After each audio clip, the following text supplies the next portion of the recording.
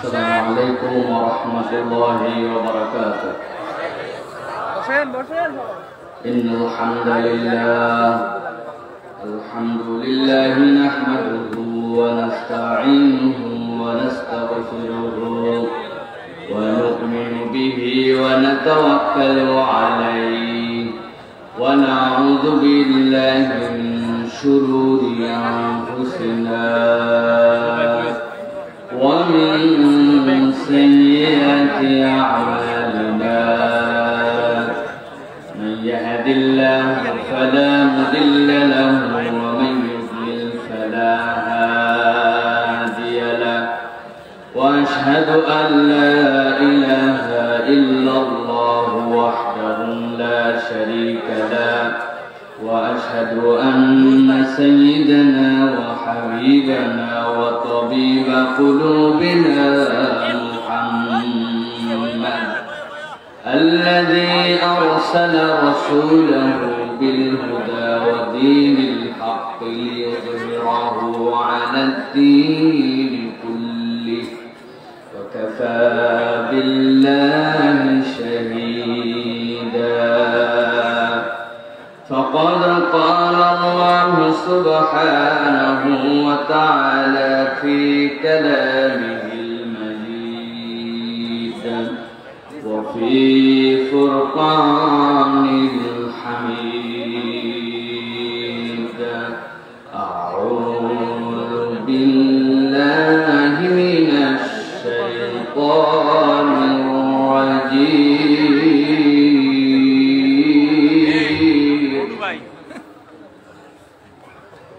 بسم الله الرحمن الرحيم.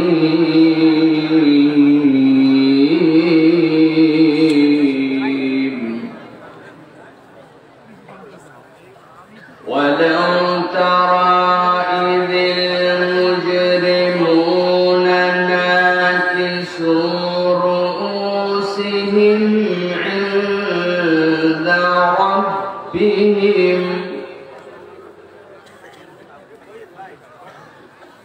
ربنا ابصرنا وسمعنا فارجعنا نعمل صالحا إنا موقنون.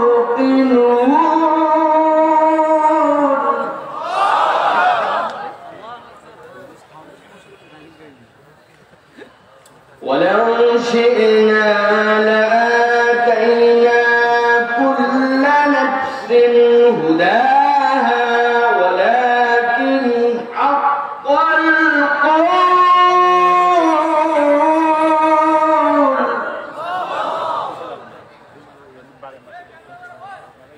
ولكن حق القول مني لأملأن جهنم من الجنة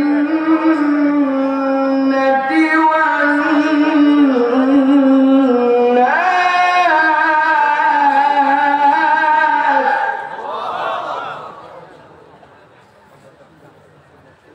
لأملأن جهنم من الجنة والناس أجمعين.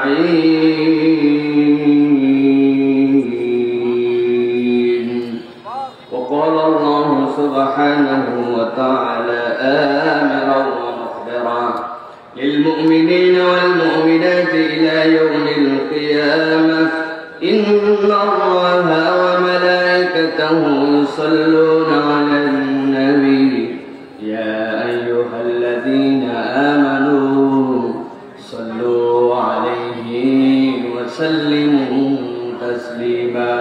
اللهم صل على محمد وعلى آل محمد كما صليت على إبراهيم وعلى آل إبراهيم إنك حميد مجيد.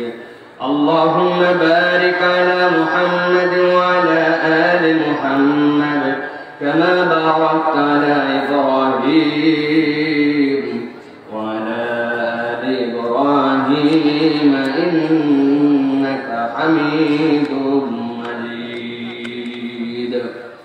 আলহামদুলিল্লাহ, আল্লাহ রাব্বুল আমিনের শুকরগুজার হচ্ছি যে আল্লাহ রাব্বুল আমিন আমাদেরকে দীর্ঘ রাত অবধি আজকের এই ঐতিহ্যবাহী জেলা লক্ষ্মীপুরের রামগঞ্জের পানপাড়া পাটোয়ারি বাড়ি জামে মসজিদ সংলগ্ন ঐতিহ্যবাহী তাফসীরুল কোরআন মাহফিলে আমাদেরকে এই শেষ অধিবেশনের শেষ মুহূর্তে কনকনে শীতকে উপেক্ষা করে সুস্থতার জীবন দান করে আল্লাহ রাব্বুল আমিনের কোরআন শোনার মতো মন মানসিকতা ভালোবাসা অন্তর এবং শারীরিক যোগ্যতা দান করে এখন পর্যন্ত বসিয়ে রেখেছেন, সেই রব্বুল আলামিনের কাছে সর্বাগ্রে কৃতজ্ঞ হচ্ছি। তাঁর এই শিখানো বাক্যে সকলে পড়ছি আনন্দ চিত্তে বুলন্দ আওয়াজে আল্লাহ রাব্বুল আলামিনের খুশির নিমিত্তে আলহামদুলিল্লাহ।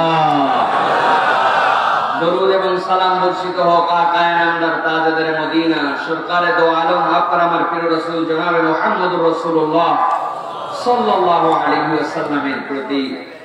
আজকের মাহফিলের সম্মানিত সুযোগ্য আলোচক বৃন্দ, বিশেষ করে কথা বলেছেন আমাদের অত্যন্ত প্রিয় ফদিলাতুল শাইখ ওয়া শাইখানাল কিরাম শেখ আহমদুল্লাহ। আল্লাহ রাব্বুল আলামিনের আরো অনেক প্রিয় প্রিয় মাহবুব গোলামগণ এখানে এসে কথা বলেছেন। প্রিয় সাদিকুর রহমান আজারি ভাই কথা বলেছেন। স্টেজে আমাদের পাশে উপস্থিত আছেন আপনাদের এলাকার নক্ষত্র, ইনশাআল্লাহ আগামীর দাঈ ইলাল্লাহ হিসেবে আমরা যাকে পাবো, মাওলানা আবু বকর মাক্কি ভাই সহ আজকের মাহফিলের সুযোগ্য সম্মানিত সভাপতি, সম্মানিত অতিথিবৃন্দ, আমার সামনে উপবিষ্ট মুরব্বিয়ানে ইজাম, প্রিয় যুবকেরা, স্নেহের ছোটরা, পর্দার অন্তরালের মা এবং বোনেরা, সকলকে সালাম দিয়েছি। আরো একবার দোয়া করা এবং পাওয়ার আশায় আপনাদের কাছে সালাম নিবেদন করি। আসসালামু আলাইকুম ওয়া রাহমাতুল্লাহ। আপনারা ভালো আছেন ভাই? জেগে আছেন আপনারা? ঘুমিয়ে গেছেন না তো? প্রিয় ভাইরা, এত রাত্রে আমার কথা বলার কথা নয়, কিন্তু তারপরে পরিস্থিতির দাবিতে 11টা প্রায় বাজে। আমি আপনাদের কাছে অল্প সময়ে সংক্ষিপ্ত ভাবে দু চারটি কথা বলবো, যাতে করে আল্লাহ রাব্বুল আমিন যেহেতু এই পর্যন্ত হাজির করেছেন, এতগুলো মানুষ আপনারা বসে আছেন, আল্লাহ যেন এই কোরআনের ভালোবাসায় আমাদেরকে কিছু কথা শুনে তারপরে আমল করে আমাদেরকে যেন এটিকে নাজাতের জরিয়া হিসেবে কবুল করেন। বলেন আল্লাহুম্মা আমিন। সবাইকে আমাকে দেখতে পাচ্ছেন ভাই? পরিষ্কার? আমার বয়স এর আগে জিজ্ঞাসা করেছিলাম একবার, কিরকম মনে হয় আপনাদের, 60 নাকি 70? 70? আলহামদুলিল্লাহ, 35 বছর এখনো বয়স হয় নাই 35। অতএব এখন পর্যন্ত ইয়াং মানুষ আছে। আমার শ্রোতা যারা, আমার শ্রোতারাও সব ইয়াং। এই জন্য আমি যারা 35-এর উপরে মুরব্বী আছেন, আপনাদের কাছে দুটো হাত জোর করে অনুরোধ, বাবা সারাদিন ছিলেন, আপনারা এখন যান, আপনাদের ছুটি। কিন্তু আমার সাথে মাত্র বেশি না 1000 খানিক ছেলে পেলে থাকলেই হবে, এরকম যুবক চাঙ্গা ছেলে থাকবে, তাদের সাথে কিছু কথাবার্তা আমরা বলে আমরা চলে যাব। আর এই যে 100 খান আমার ক্যামেরা আলা ভাইরা আসছে, ওনারা যে কি কষ্ট করে আসছে, সারাদিন এই জায়গায় আপনাদের বকা খাই,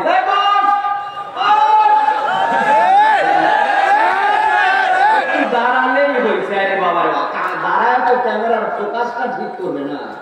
এরা তো বহু দূর থেকে আসছে, এখানে কতগুলো মানুষ আছেন আপনারা, কত আপনারা 10,000, 20,000, 50,000 লোক সামনে থাকেন, কিন্তু এরা যে 100 জন আসছে, 100 জনের সাবস্ক্রাইবার কত খুঁজে দেখেন আপনারা। 100 জনের 10 জন, 20 জন, 30 জন করে যদি দেখে, যে বোনটা আমার আমেরিকায় বসে আছে, যে ভাইটা আমার কানাডায় আছে, যে ভাইগুলো আমার স্পেনে এখন একদম পুরাপুরি এমন অবস্থায় আছে যেখানে তাদের লকডাউন, 1903 জন লোক আজকে ইউকেতে করোনায় মারা গেছে, ওই ভাইদের ঘরের থেকে বের হওয়ার সুযোগ নাই। এইরকম দিনের কথা এই ভাইগুলোর মাধ্যমে পৌঁছাচ্ছে। এখন এরা একটু দাঁড়াতেই খালি আপনারা বলেন ভাই, ওদের একটু খোঁচালে আপনাদের আনন্দ লাগে, তাই না? খেলা আছে ভাই, নিজের টাকা খরচ করে, কই ঢাকা, কই চিটাগাং, কোথা থেকে আসছে, রাত্রে কই থাকবে, এখন চিন্তা করতেন সাইকেলের ওয়াশ শেষ হতে 12টা, যাবো গাড়ি পাবো কিনা, থাকবো কোথায়, এখনো খাই নাই অনেকে, জানেন আপনারা? এদেরকে বকাবকি করেন না। আজকে তাফসীরুল কোরআন মাহফিল একটা হয় এই লক্ষ্মীপুরের রামগঞ্জের পানপাড়ায়, আর এদের ওসিলায় বাংলা নয় পুরো পৃথিবীর ঘরে ঘরে তাফসীরুল কোরআন মাহফিল ছড়ায়, ঠিক কি না? আল্লাহ রাব্বুল আমিন তাদের এই মেহনতকে কবুল করেন। সামনের উল্টা পাল্টা কয়জন বানায়? কয় ইউটিউবার বানায়? 2, 4, 5, 10টা বানায়, এদের সবার বদনাম হয়। অনেকে আর সামনের বানানোই শিখে নাই, আমারে শিখার লাগে। কি বানাইছেন? এটা সুন্দর করে বানান, আপনাদের কোয়ালিটি ভালো হয় না। মোবাইলের পিকচার দিয়ে থাম্বনেল বানাচ্ছে, বানায় এরকম 4K ক্যামেরার সাথে ইউটিউবে দিচ্ছে, হলো নাকি? আপনি গ্রাফিক্সের কাজ শিখেন, সুন্দর একটা থাম্বনেল দিবেন। আজকের বিষয় এইটা ছিল, মানুষ যেন আকর্ষিত হয়, সত্য কথাটাই চকচকা, দেখতে সুন্দর, সেইটা দেখে যেন কোরআন হাদিস শিখে। আমি আমার ভাষায় বলি, এর আগ পর্যন্ত সোশ্যাল মিডিয়া নেট খুললে নানান কিছু পাওয়া যাইত।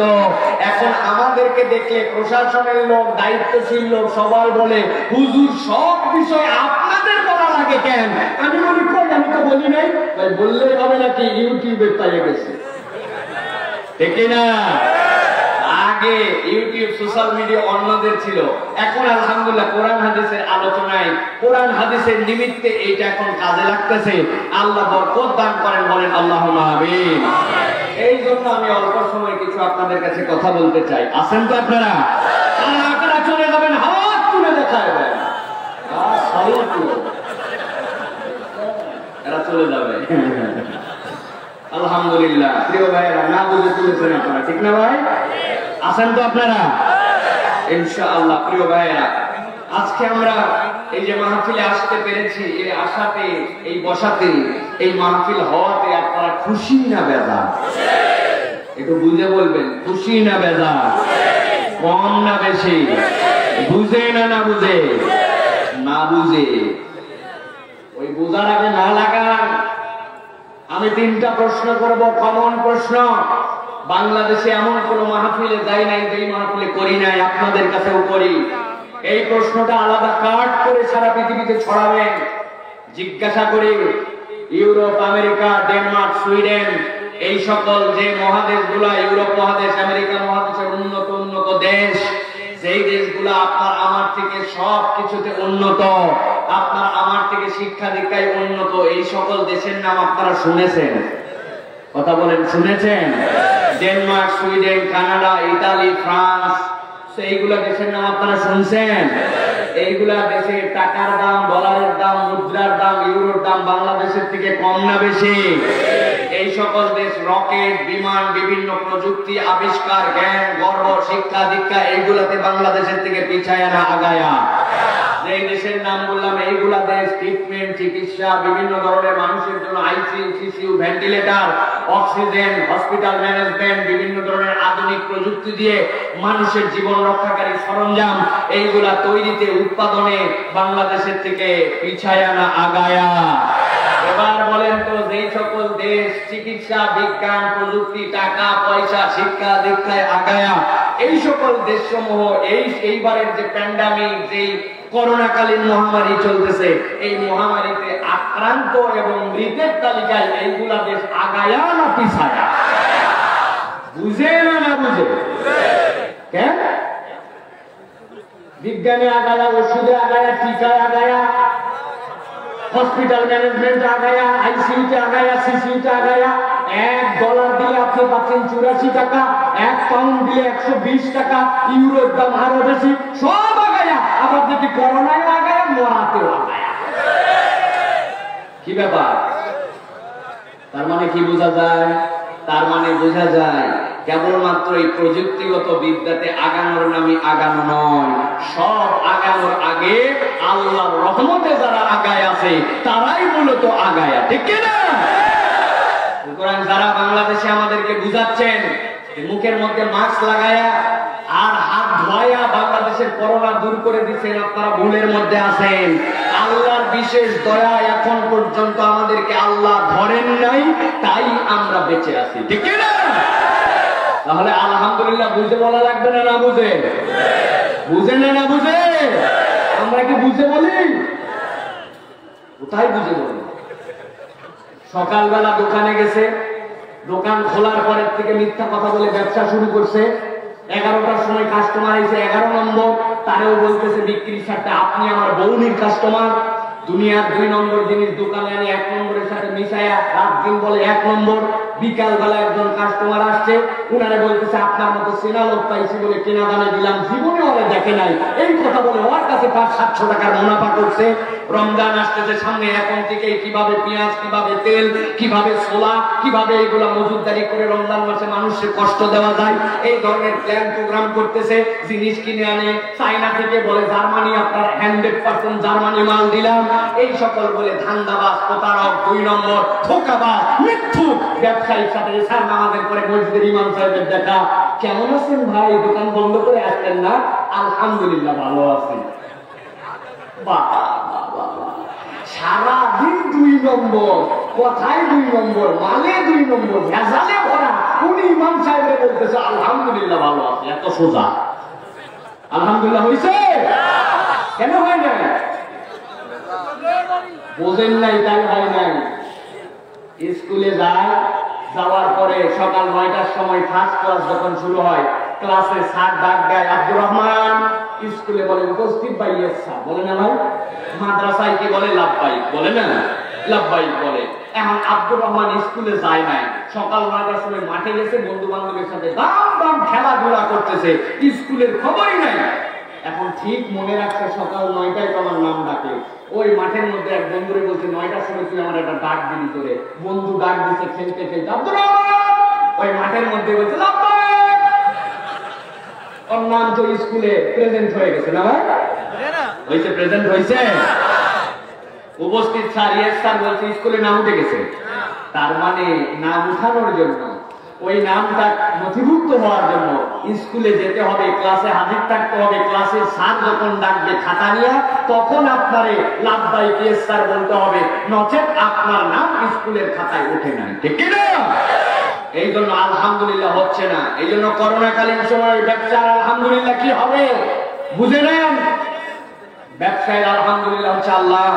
বাংলাদেশে এরকম বিজনেসম্যান আমি চিনতাম, যাদের পুরো ঢাকার প্রায় 1/4 জমির মালিক, কোটি কোটি টাকার ব্যবসা। আল্লাহ সেই ব্যক্তিটাই করোনার সময় আক্রান্ত হলো।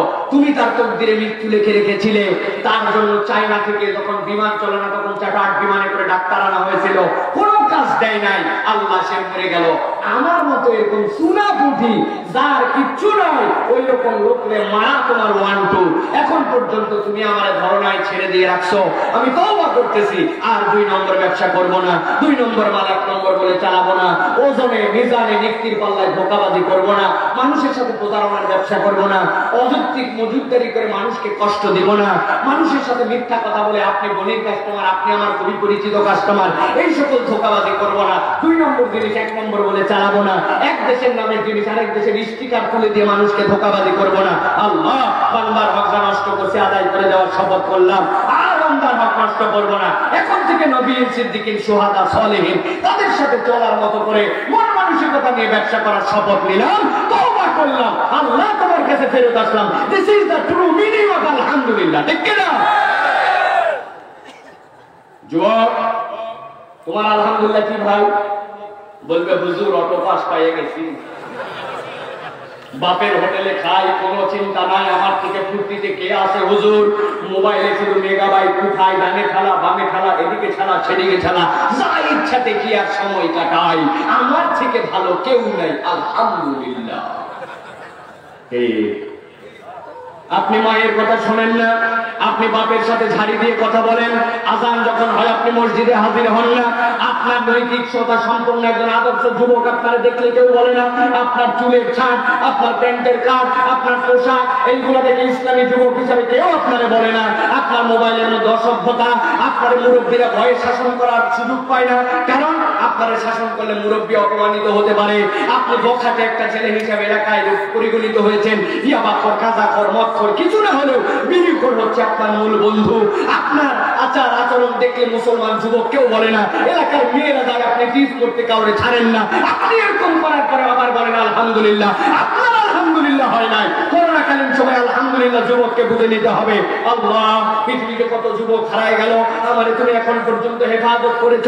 আল্লাহ, আমি এই হেফাজতের যোগ্য নই, তোমার কাছে আজকে ফেরত আসলাম। আল্লাহ আজকে মাহফিল থেকে শপথ নিলাম আমি আর কখনো পিতামাতা বুজুর্গ বানা বুজুর্গ তাদের সাথে খারাপ আচরণ করবো না, সন্ধ্যার পর বাহিরে থাকবো না, মুরব্বীদের সাথে বেয়াদবি করবো না, আজান হবে মসজিদ ছাড়া অন্য কোথাও পাওয়া যাবে না, টাকনুর নিচে আমার কাপড় থাকবে না, এলোমেলো চুল আমি কাটবো না, এলোমেলো পোশাক আমি পরবো না, কোনো মেয়েকে টিচ করবো না, আমার মোবাইলে কোনো খারাপ কিছু দেখবো না। আল্লাহ এখন থেকে আমি যুবকদের সঙ্গী করে নিয়ে এলাকায় যেন ইসলামের পক্ষে কাজ হয়, কোরআন সুন্নাহর পক্ষে কাজ হয়, মসজিদ যেন আবাদ হয়, এইরকম একজন আদর্শ চরিত্রবান যুবক হয়ে চলার শপথ নিলাম। এইটাই হচ্ছে প্রকৃত আলহামদুলিল্লাহ, ঠিক কিনা? আলহামদুলিল্লাহ। খবর নিচ্ছেন আপনি, আপনি রামগতি রামগঞ্জ বাজারে যাই অনেক হিন্দুর কাছে খবর নেন, নাম শ্রী গোপাল চন্দ্র পাল, জিজ্ঞাসা করবেন কি অবস্থা তোমার হাল, বলবে আলহামদুলিল্লাহ। বলে না ভাই? নাম কি? শ্রী জগন্নাথ হোসেন। রাগ করলেন আপনি? মুসলমানরা যেভাবে স্টালিন হোসেন লাগাচ্ছে, হিন্দু যদি হোসেন লাগায় কি করবেন আপনি? স্টালিন হোসেন কেমন করে হয়? সবুজ ইসলাম কেমন করে হয়? বেকায়দা খান কেমন করে হয়? ঝঞ্ঝাটি বেগম কেমন করে হয়? ভাই, মুসলমানের নামের শ্রী আছে? আপনি জিজ্ঞাসা করছেন একজন হিন্দিকে, শ্রী শ্রী দেবনাথ ঠাকুর কালেমা জানিস? ওরে বাবা বাবা, বহু আগে মুখস্থ করছি, লা ইলাহা ইল্লাল্লাহু মুহাম্মাদুর রাসূলুল্লাহ। হায়ের উচ্চারণ শুনলে ওই হিন্দু ভাইয়ের মনে হয় নুরানি মাদ্রাসায় পড়ছে। উনার কালেমা আর উনার আলহামদুলিল্লাহ যদি হয়ে যাইতো তাইলে তো হয়েই গেছিল। এত সোজা নয়। কনসেপ্ট অফ আলহামদুলিল্লাহ ক্লিয়ার করেন মুরব্বী বাবাজিরা। আপনাদের আলহামদুলিল্লাহ কি বাবা? বাবা বাবা, শেষ বয়সে দাঁড়িয়ে একটু রেখে দিছে, লম্বা জামা পরা ধরছে, বসিয়ে পান খাওয়া শিখছে, দাঁত খিলাল করতে করতে আসরের নামাজ কোন রকম পড়ে চায়ের দোকানে যে বসে গেছেন। ডান পাশে ওনার বিপদ কমিটির সভাপতি, বামে সেক্রেটারি, উনি ক্যাশিয়ার। এরপরে শুরু হয়ে গেল অমুক হুজুরের কি হলো, তমুক হুজুরের বউয়ের কি হলো, তমুক ভাইয়ের বেটির কি হলো, তার কি হলো, তার ছেলের কি হলো, গিবত গিল্লা জো বাইডেনের কি হলো, তারপরে ডোনাল্ড ট্রাম্পের কি হলো, দুনিয়ার খবর গিবত গিল্লা। উনার বউ উনারে পছন্দ করে না, এখন পর্যন্ত স্ত্রীর সাথে সুন্দর ব্যবহার করে না, ছেলের বউ উনারে আদর্শ শ্বশুর মানে না, এলাকায় মসজিদে ছোট বাচ্চারা উনারে দেখতে মসজিদে যাওয়ার পরিবর্তে মসজিদ থেকে বের হয়ে যায়, এখন পর্যন্ত সুদের কারবার ছাড়ে নাই, এখন পর্যন্ত মিথ্যা কথা বলা বন্ধ করে নেন, এখন পর্যন্ত গালি ছাড়া মুখ চলে না। উনি দিন শেষে বলে আলহামদুলিল্লাহ। হয় নাই? হয় নাই? ঠিক কিনা? আপনারা আলহামদুলিল্লাহ কি বাবাজি? ভালো করে বোঝেন আলহামদুলিল্লাহ। আপনার WHO বিশ্ব স্বাস্থ্য সংস্থা বলেছিল যাদের বয়স 60-এর উপরে এদের মৃত্যুর সম্ভাবনা সবচেয়ে বেশি, আক্রান্ত হলে আর ফেরত আসবে না।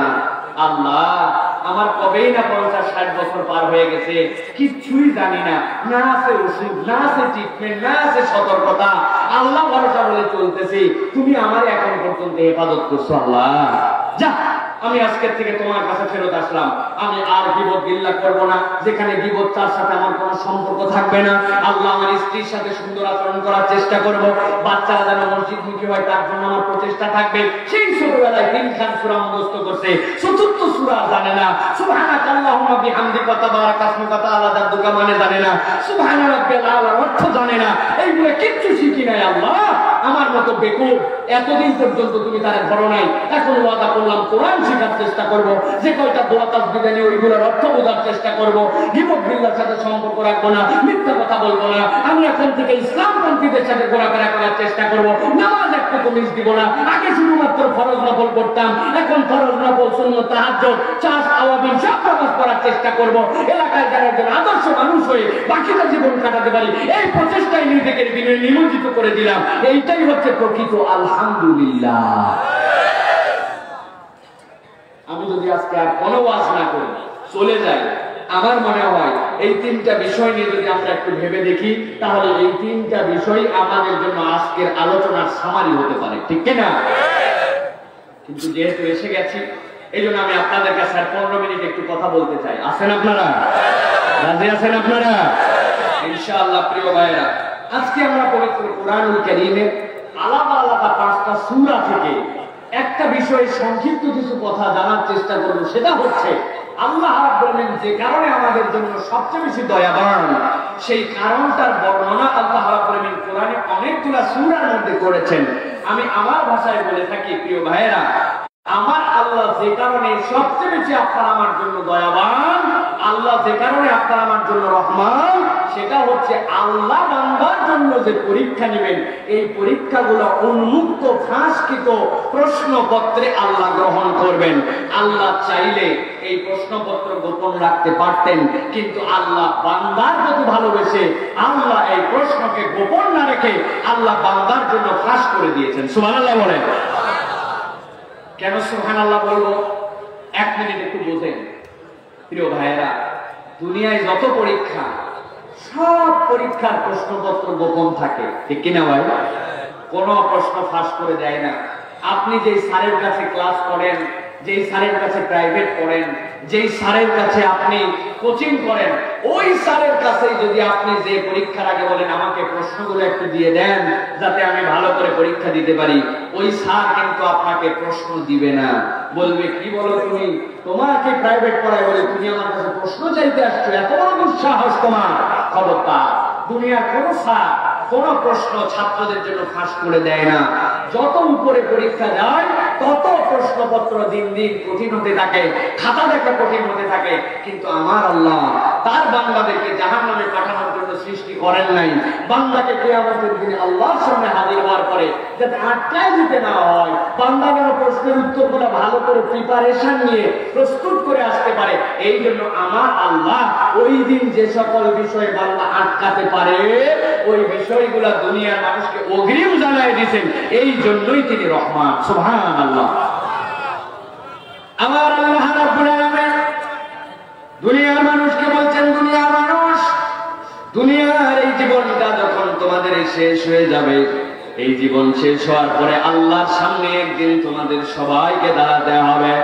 আল্লাহর সামনে যখন দাঁড়ায় যাবে, আল্লাহ যখন তোমাকে বুঝাই দিবেন, হাতে কলমে তুমি আল্লাহ রাব্বুল আলামিন যা যা ওয়াদা করেছিলেন দুনিয়ায় তুমি স্বীকার করো বা না করো, আল্লাহর সামনে যখন প্রমাণ পেয়ে যাবে, ওই দিন বান্দারা কতগুলো বিষয় নিয়ে আল্লাহ রাব্বুল আলামিনের সামনে আফসোস করতে শুরু করবে, হা হুতাশ করতে শুরু করবে। আল্লাহ বলছেন, আমি আমার বান্দাকে ওই আফসোসকারীদের অন্তর্ভুক্ত দেখতে চাই না। এই জন্য আমি রব্বুল আলামিন আমার বান্দাগুলা যেন দুনিয়ার থেকে প্রস্তুতি নিয়ে আসতে পারে। এই তার আফসোসগুলা কেন হবে, এই আফসোস থেকে সে কেমন করে বাঁচতে পারে, এই প্রস্তুতির জন্য বান্দার কাছে আমি আল্লাহ জানাই দিচ্ছি। রাসূল আপনি জানাই দেন, বান্দাদের মৌলিক একটা আফসোস হবে দুনিয়ার বুকে, এই কারণটা যেন বান্দা জেনে রাখে। আল্লাহ বলছেন, ওয়ালাউ তারা ইযু কিফু আলান নারি ফাকালু ইয়া লাইতানা নুরাদ্দু ওয়া লা নুকাল্লিমা বিআয়া। আমার আল্লাহ বলছেন, রাসূল আপনি জানান, ওয়ালাউ তারা ইযু কিফু আলান নার, আপনি যদি তাদেরকে দেখতেন যখন তাদেরকে জাহান্নামের সামনে হাজির করে দেওয়া হয়েছে, তাদেরকে তখন বলা হবে, এই জাহান্নামের সামনে তোমরা এখন হাজির হয়ে গেছো, তোমাদেরকে এখন জাহান্নাম পরিষ্কার করে দেখায় দেওয়া হয়েছে, এখন এই জাহান্নামের মধ্যে তোমাদেরকে নিক্ষেপ করে দেওয়া হবে। যেই না তারা জাহান্নামের সামনে দাঁড়ায় নিজেদের জাহান্নামে যাওয়া লাগবে এটা বুঝে ফেলবে, আল্লাহ বলছেন একসাথে তারা বলতে শুরু করবে, ফাকালু ইয়া লাইতানা নুরাদ্দু ওয়া লা নুকাল্লিবা বিআয়াতি রাব্বিনা। তারা বলতে শুরু করবে, হে আমাদের রব, এতদিন পর্যন্ত স্বীকার করেছি, মানতে চাই না, কিন্তু আজকে জাহান্নামের সামনে যখন এসে পড়েছি,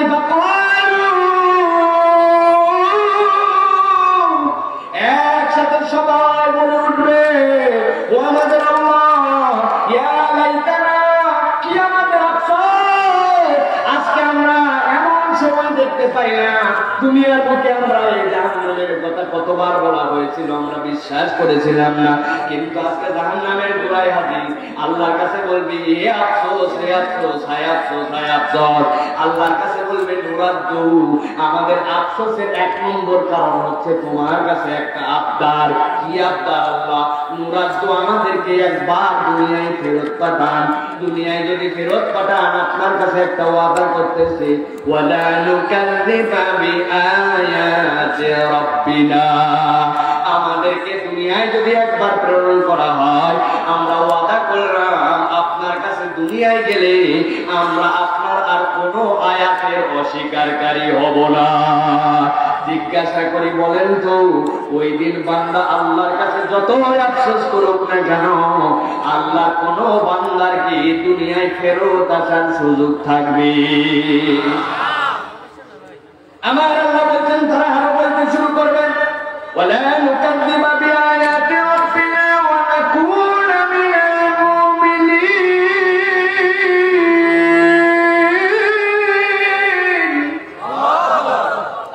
রব্বুল আলামিন, আমরা তোমার কাছে বলছি একবার যদি আমাদেরকে দুনিয়ার বুকে তুমি ফেরত পাঠাইতে, দুনিয়ায় যদি একবার যাইতে পারতাম, তোমার কাছে ওয়াদা নম্বর 1, আমরা কখনোই তোমার কোন আয়াত স্বীকার করতাম না। আর এবার দুনিয়ায় গেলে আমরা প্রত্যেকেই পাক্কা পাক্কা ইমানদার হয়ে তোমার কাছে আসতাম। তার মানে বোঝা যায় কিয়ামতের ময়দানে যারা আল্লাহর কাছে আফসোস করবে সেই দিন ওই আফসোসকারীদের দুইটা দোষ দুনিয়ার মধ্যে ছিল।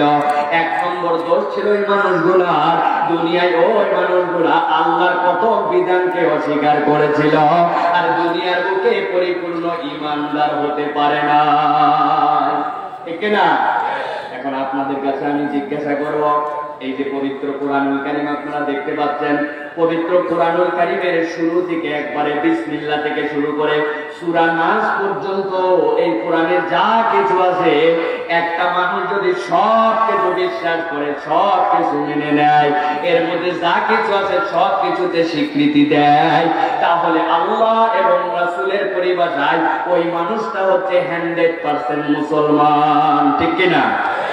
আরেকটা মানুষ কোরআনুল কারীমের অর্ধেক বিধান মানে আর অর্ধেক মানে না, এইটুকু বিশ্বাস করছে, এইটুকু বিশ্বাস করি নাই, এইটুকু ঈমান এনেছে আর এইটুকুতে ঈমান আনি নাই, তাহলে সে হচ্ছে 50% মুসলমান, ঠিক কিনা? কোরআনুল কারীমের যদি কেউ 20% মানে 20% মুসলমান, ভালো করে কনসেপ্ট পরিষ্কার করে নেন। পবিত্র কোরআনুল কারীমের পুরোটা বাংলাদেশে শতভাগ মুসলমান। আর এই কোরআনুল কারীমের যদি একটা হরফের একটা নোক্তার ব্যাপারেও বলে এইটা মনে হয় আল্লাহর পক্ষ থেকে আসে নাই, তাহলে পুরা কোরআন মানে কেবল একটা হরফ মানে না, সে হচ্ছে 0% মুসলমান, ঠিক না? তাহলে আপনারা বলবেন হুজুর এই দলের মধ্যে তো আমরা থাকবো না, আল্লাহর কাছে আমরা তো বলবো না ওয়ালা নুরাদ্দু ওয়ালা নুকাযযিবা বিআয়াতি রাব্বিনা, দুনিয়ায় ফেরত পাঠায় দেখো রব্বুল আলামিন, আমরা দুনিয়ায় গেলে তোমার কাছে ওয়াদা করছি আমরা তোমার একটা আয়াত স্বীকার করব না। ও মুসলমান, ওই দিন আপনার আমার মতো নামাজি, আপনার আমার মতো হাজি, আপনার আমার মতো কতগুলা দুনিয়ার বুকে দেখা যায় পাক্কা পাক্কা ইমানদার, আল্লাহর কাছে এই কেসে ধরা খেয়ে যেতে পারে, ঠিক না? কেমন করে ধরা খাবে? আল্লাহ রাব্বুল আলামিন যে নামাজ দিয়েছেন নামাজ বিশ্বাস করেছে, আল্লাহ যে হজ দিয়েছেন হজ বিশ্বাস করেছে, আল্লাহ যে যাকাত দিয়েছেন যাকাত বিশ্বাস করেছে। আল্লাহ রাব্বুল আলামিন কোরআনুল কারীমের মধ্যে যে আরো একটা মাসালা দিয়েছিলেন, আল্লাহ যে বলছিলেন তোমাদের মধ্যে যারা পুরুষ থাকবে তাদের যারা বোন থাকবে যখন মিরাথনামা বন্টন হবে লিযাকারি মিসলু হাযযিল উনসায়াইন, একটা নারী পুরুষ যা পাবে তার অর্ধেক পাবে, দুইটা নারীর সমান একটা পুরুষ পাবে। নামাজ মানে, হজ মানে, যাকাত মানে, আল্লাহর এই বিধান যখন তার কাছে বলা হয় তখন বলে সবই ঠিক আছে, এটা 1400 বছর আগে ছিল, এখন বাংলাদেশে পরিবর্তন করা দরকার, বাংলাদেশে এই বিধান চলে না। এইরকম নামাজি হাজি আমাদের দেশে আছে কিনা? আছে? ওই লোকগুলো আল্লাহর কাছে বলবে আল্লাহ আমার নামাজ দেখা গেছে, আমার হজ দেখা গেছে, আমার ঈমান দেখা গেছে, কিন্তু দেখা গেছে কাছের কোরআনের যেই পর্যন্ত আয়াত তার পছন্দ হয়েছে ওই পর্যন্ত আয়াত বিশ্বাস করেছে, আর যেখানে তার পছন্দ হয় না ওই আয়াতগুলা সে মানে নাই। এই জন্য আল্লাহ জাহান্নামের সামনে দাঁড় করায় দিয়ে জিজ্ঞাসা করবেন, এখন বল তোর পরিণতি কি? ওই বান্দা বলবে, আল্লাহ দুনিয়ায় একবার ফেরত পাঠাও, এখন বুঝতে সবই মানা লাগবে, এতদিন বুঝি নাই, এবার একবার দুনিয়ায় গেলে সব মেনে আসব। ওই দিন কিন্তু ফেরত আসার কোনো সুযোগ থাকবে না, ঠিক না? এই জন্য ঈমান পরিষ্কার করতে হবে, ঈমানকে পুরোপুরি বুঝে নিয়ে যেতে হবে। আল্লাহর কাছে নচেত বলবে তারা, রব্বানা বসরনা ওয়া সামি'না ফারজি'না না'মাল সালিহান ইন্না মুকিনুন।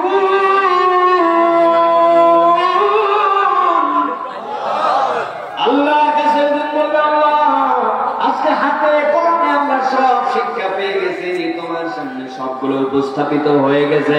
আল্লাহ আজকে তোমার কাছে আবদার দিচ্ছি, একবার দুনিয়ায় ফেরত পাঠাও, এবার দেখতে পাবে আমরা না আমাল সালিহা, আমরা নেক কাজ করে করে আসবো।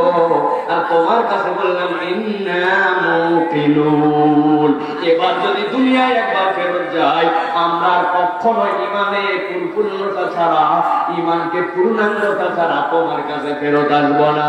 আমার আল্লাহ বলছেন, ও বান্দা বড় আদর করে আমি তোদেরকে দুনিয়ায় থাকতে একটা জানায় রাখলাম, এই জন্য যে ওই দিন যাওয়ার পরে তোমার এই আবদার আল্লাহর কাছে গ্র্যান্ড হবে না।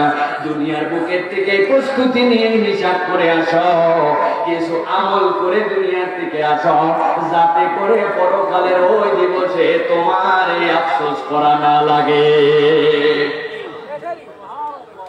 আমার রব্বুল আলামিন এরপরে বলছেন, কিয়ামতের ময়দানে মানুষ আরেক ধরনের আফসোস করতে শুরু করবে। আল্লাহ রাব্বুল আলামিনের আদালতে ধরা পড়ার পরে এক শ্রেণীর লোককে দেখা যাবে, তারা শুধুমাত্র আফসোস আর আফসোস করছে। তাদের আফসোসের কারণ হবে আগের 2-3টা ঘটনা আল্লাহর সামনে, আল্লাহর আদালতে কতগুলো বান্দা আছে তা আল্লাহ করবেন। আল্লাহ এক শ্রেণীর বান্দাকে ডাক দিবেন, আমার কাছে আয়। আল্লাহর কাছে বান্দাগুলা হাজির হয়ে গেছে। যেই না আল্লাহর কাছে হাজির হয়েছে, আল্লাহ বলবেন, ও ফেরেশতারা দেখো তো আমার এই বান্দার আমলনামার মধ্যে 3টা জিনিস আছে না নাই? আল্লাহর বান্দার ফেরেশতারা দেখবে আল্লাহর বান্দার আমলনামার মধ্যে শিরিক নাই, আল্লাহর বান্দার আমলনামার মধ্যে কুফর নাই, আল্লাহর বান্দার আমলনামার মধ্যে জুলুম নাই। যেই না এই 3টা জিনিস দেখে ফেলবে ফেরেশতারা, দেখার পরে আল্লাহকে জানাই দিবে, আল্লাহ তোমার বান্দার আমলনামার মধ্যে শিরিক নাই, কুফর নাই, তোমার বান্দার আমলনামার মধ্যে রব্বুল আলামিন কোনো জুলুম নাই, কিন্তু এই বান্দার আমলনামার মধ্যে গুনাহ আছে। আল্লাহর রাস্তায় চলার চেষ্টা করেছিল, ভুল হয়েছে। আল্লাহর রাস্তায় চলতে চলতে তার অনেকগুলো গুনাহ হয়ে গেছে। বান্দা তওবা করেছে, আবার ফেরত আসার চেষ্টা করেছে। আমার আল্লাহ ওই বান্দাগুলোকে ডাক দিয়ে বলবেন, আমার আদরের বান্দা, দুনিয়ার বুকে এই গুনাহ করছিলে কিনা? করছিলাম আল্লাহ। এই অপরাধ করেছিলে আল্লাহ, এই অপরাধ করেছিলাম আল্লাহ। এরকম করে আল্লাহ রাব্বুল আলামিন যখন বান্দার কাছে শুনবেন আর বলবেন, বান্দা তোরে সেই অপরাধের কথা জিজ্ঞাসা করলাম, এই অপরাধ তুই জানতি আর আমি জানতাম। আমার নাম সাত্তারুল গায়ুব। দুনিয়ায় তোর এই গুনাহগুলোকে আমি প্রকাশ করে দিয়েছিলাম না, ওই গুনাহগুলোকে গোপন রেখেছিলাম। তোর আমলনামায় শিরক, কুফর আর জুলুম না থাকার কারণে আমি আল্লাহ গোপন অবস্থায় তোর গুনাহ মাফ করে দিলাম। বান্দা তুই এখন জান্নাতের দিকে দৌড় লাগা। আরেক শ্রেণীর বান্দা আল্লাহর সামনে হাজির হবে, আমলনামার মধ্যে তার কুফর নাই, আমলনামার মধ্যে তার শিরক নাই, কিন্তু এই বান্দাদের আমলনামার মধ্যে জুলুম আছে। ওই বান্দারা অন্যায় করেছে, বান্দার হক দুনিয়ার বুকে নষ্ট করেছে, নানান ধরনের গুনাহ কাটা আছে, আবার কিছু সওয়াবও আছে। আল্লাহ বলবেন, এদের জন্য এতদিনের পানিশমেন্ট দিয়ে দেওয়া হলো, জাহান্নামে এতদিনের জন্য এই শাস্তি নির্ধারণ করে দেওয়া হলো। বান্দাদের জন্য শাস্তির ব্যবস্থা দিয়ে দেওয়া হবে, আর বলে দেওয়া হবে বান্দাদের সাথে যেহেতু ঈমান আছে, এতদিন জাহান্নামে সাজা ভোগ করার পরে আবার বান্দাদেরকে জান্নাতে পাঠায় দিও। এমন সময় তৃতীয় এক শ্রেণী আল্লাহর সামনে, কিন্তু আল্লাহ নবী বলছেন, ইন্নাল্লাহা লা ইয়ানজুরু ইলাইহা, আমার আল্লাহ তাদের দিকে তাকাবেন না, ভ্রুক্ষেপ করবেন না, ওই বান্দাদেরকে দেখবেন আল্লাহ, দেখবেন না আল্লাহ। ওই বান্দা কারা হবে? আল্লাহ বলছেন পরিচয় জেনে নাও। আর আল্লাহর কাছে তারা কেন আফসোস করবে আল্লাহ আগের থেকে জানায় দিচ্ছেন। আল্লাহ বলছেন ওয়ায়াকুলু ইয়া লাইতানি লাম উশরিক বিরাব্বি আহাদা। আমার আল্লাহ বলছেন ওই দিন একটা সেদিন আল্লাহর সামনে দাঁড়ায় বলবে ওয়ায়াকুলু ইয়া লাইতানি, ও আমাদের আল্লাহ আজকে আমাদের থেকে হতভাগার কেউ নাই। আমাদের আফসোস আর আফসোস, কি আফসোস? লাম উশরিক বিরাব্বি আহাদা। ও আমাদের আল্লাহ আজকে কত লোক গুনাহগার হিসাবে আসলো, তাদেরকে তুমি ছেড়ে দিলা।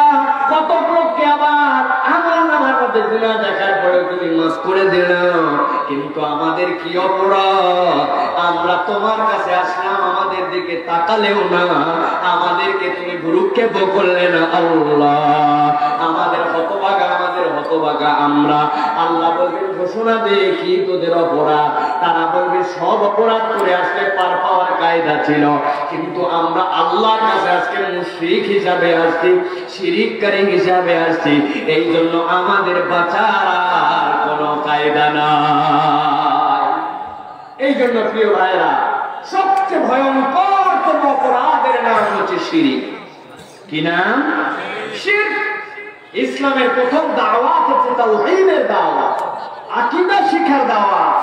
এমন ঈমানদার আমাদের সমাজে আছে যারা শিরিক করে অহরহ ঘুরে বেড়ায়, কিন্তু তারা নিজেরা বুঝেও না, জানেও না যে তারা শিরিক করে। আছে কি না ভাই? অথচ নিজেদের পরিচয় দিয়ে দেয় যে বিরাট বড় ঈমানদার সে। অনেকদিন বাচ্চা কাচ্চা হয় না, হযরত শাহজালাল রাহমাতুল্লাহি আলাইহির মাজারে 50,000 টাকা 3 মণ ক্ষীরের পায়েস নিয়ে রওনা হয়ে যায়। আপনাদের লক্ষ্মীপুরে বোধহয় এরকম কোনো মানুষ নাই। জিজ্ঞাসা করলাম, ভাই আপনি শাহজালাল রাহমাতুল্লাহি আলাইহির কবরে কেন যাচ্ছেন? উনি কি সন্তান দেয়?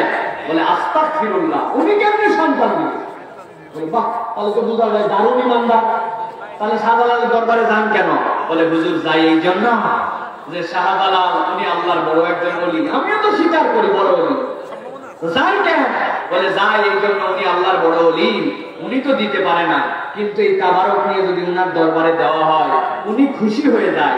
উনি খুশি হলে উনি তো দেয় না, আল্লাহর প্রিয় মাহবুব উনি আল্লাহর একটু বলে দেয়, আল্লাহরে বলে দিলে আল্লাহ দেয়, কিন্তু এই শাহজালালের মাধ্যম দিয়ে একটু দেয়। এইরকম পাক্কা পাক্কা নামাজি, পাক্কা পাক্কা রোজাদার মুসলমান আমাদের দেশে আছে কিনা? প্রিয় মুসলমান ভালো করে বুঝেন, এইটা আমাদের পরিষ্কার জ্ঞান থাকতে হবে। আবু জাহেল উতবা সাইবার কাছে এসে যখন জিজ্ঞাসা করা হতো তোমরা কেন লাতের কাছে যাও, মানাতের কাছে যাও, উজ্জার কাছে যাও, হবলের কাছে যাও, তোমরা কেন তাদের কাছে যাও? ওরাই লাত উজ্জা মানাতকে সন্তান দেয়, ওকে তোমাদের রিজিক দেয়। তোমরা একটু আগেই বলছো যে আমাদের রিজিক দাতা আল্লাহ, আমাদেরকে জন্ম দেয় আল্লাহ, মারে আল্লাহ, খাওয়ায় আল্লাহ, তাহলে তাদের কাছে কেন যাও? আল্লাহ কোরআনে উল্লেখ করেছেন তারা কি উত্তর দেয়? আল্লাহর নবীকে বলে তারা লিয়াতাকাররাবুনা ইলাল্লাহি যুলফা। আমরা তো এই জন্য যাই, ওরা কিচ্ছু দিতে পারে না। ওই লাতুর জামানা বল আল্লাহর একটা প্রিয় প্রিয় পাত্রের নাম। আল্লাহর কেউ পয়গম্বরের প্রতিকৃতি, কেউ আল্লাহ রাব্বুল আলামিন অমুক ফেরেশতার প্রতিকৃতি, অমুক বড় বড় ব্যক্তিত্বের প্রতিকৃতি। তাদের কি হয়েছে? বলে ওদের কাছে মান্নত দিলে ওরা দিতে পারে না। ওরা খুশি হয়ে আল্লাহকে বলে আল্লাহ রিজিক দেয়, আল্লাহ সন্তান দেয়, উনাদের মাধ্যম দিয়ে দেয়।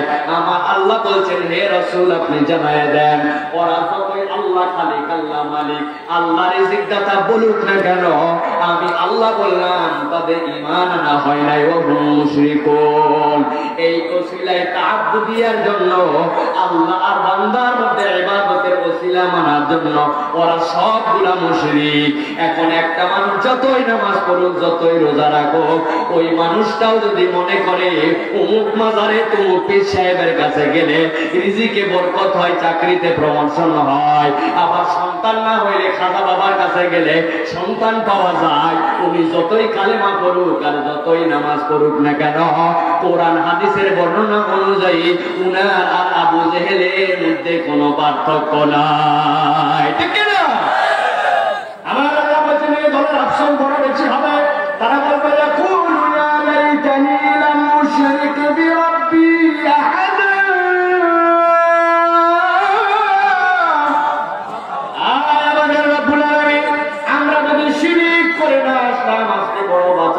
যেতাম। এই জন্য বলি ভাই, আমল কম হতে পারে কিন্তু শিরিক মুক্ত আমল হওয়া লাগবে।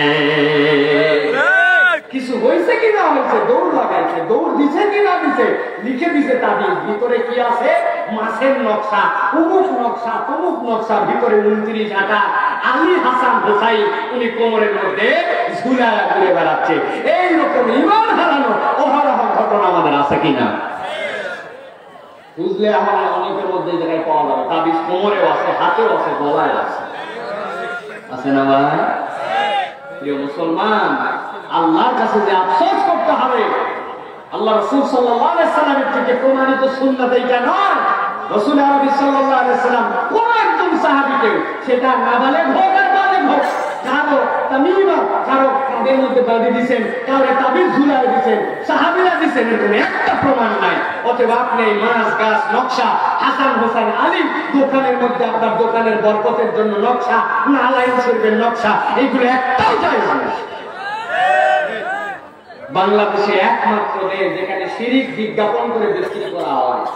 টিভির মধ্যে বিজ্ঞাপন দেয়, মা খাদিজা খাদিজা খাদিজা খাদিজা খাদিজা, শুনছেন না আপনারা? বাপরে বাপ, আজমির শরীফের অমুক ভক্তের কাছে 18 বছর তপস্যা করে এসেছেন, বিপুলের মূল্য ফেরত। আগে ইসলামকে লিখিত পরিত ভাবে আপনাদের বৈবাহিক সমস্যা, আপনাদের সংসারে অশান্তি, অবাধ্য ছেলেকে বাধ্য করা, প্রেমে ব্যর্থতা, আপনার ছেলে মেয়ের মধ্যে দুঃসম্পর্ক, স্বামী আপনাকে ভালোবাসে না, ব্যবসায় বরকত হয় না, প্রমোশন হয় না, বিদেশে যাওয়া আপনার ঠেকায় আছে, বিদেশে আপনার ঠিক মতো টাকা পয়সা কামাই করতে পারেন না, বিদেশে থাকেন স্ত্রী দেশের মধ্যে পরকীয়া করে, সকল সমস্যা মুহূর্তের মধ্যে সমাধান, বিপুলের মূল্য ফেরত ফেরত ফেরত ফেরত ফেরত ফেরত ফেরত। ফেসবুকের মধ্যে ঢুকে আপনিও দিচ্ছেন একটা লাইক, দিচ্ছেন না? ওই লাইক দিচ্ছেন মানে আপনি যদি বুঝে সুঝে দেন, তার মানে আপনার ইমান যাওয়ার একটা চান্স হয়েছে। একমাত্র দেশ যেখানে এই দেশে বিজ্ঞাপন দিয়ে ইমান বিক্রি করা হয়, ইমান চুরি করা হয়, আছে না ভাই? আছে না? রাস্তাতে দেখবেন ইয়াসিন শরীফ সূরা, সূরা রহমান শরীফ, দোকানের বরকতের জন্য দোয়া শরীফ, বাচ্চার পেশাব বন্ধ করার জন্য তাবিজ শরীফ, এইগুলো নিয়ে ঘুরে বেড়ায়। আপনারা ডাইকে ডাইকে মহিলারা কিনে। কথা বলেন, কথা বলেন। প্রিয় ভাইরা, কিয়ামতের দিনে সবচেয়ে বড় আফসোস, এই আমাদের আফসোস হবে শিরিক যদি করে যায়। অত শিরিক থেকে বাঁচতে হবে, শিরিক থেকে মুক্ত থাকতে হবে। কিসে শিরিক হয় এই জ্ঞানটা অর্জন করতে হবে। একটা উদাহরণ দিয়ে রাখি, মনে রাখবেন, চিরদিন মনে রাখবেন। এত বড় একটা হীরার পাত্র যদি হয়, কত দাম হবে ভাই? এত বড় হীরাই দুনিয়ায় নাই, দাম কোথার থেকে আপনি খুঁজতেছেন? ঘরের মধ্যে দাম 10 কোটি টাকা। কয় টাকা? 10 কোটি। এত বড় একটা সোনার পাত্র আছে, আল্লাহ 1 কোটি টাকা। এত বড় একটা রূপার পাত্র, তার দাম বললাম 1 লক্ষ টাকা। আর ঠিক সিমিলার এত বড় একটা মাটির পাত্র, কয় টাকা?